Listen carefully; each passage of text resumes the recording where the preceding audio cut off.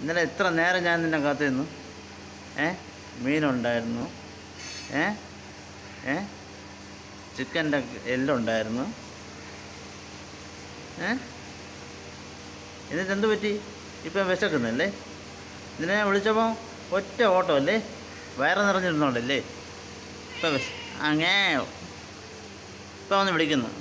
ഞാൻ ഇവിടെ നിന്നിട്ട് തരാനാ? ഒരു 11 മണിയാവട്ടെ കേട്ടോ. ഇപ്പം വേണോ? 11 മണിക്കേ പറ്റുള്ളൂ.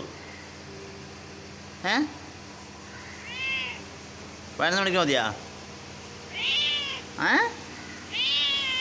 ഇപ്പം വേണോ? ഇപ്പം എൻ്റെ കയ്യിലൊന്നുമില്ല.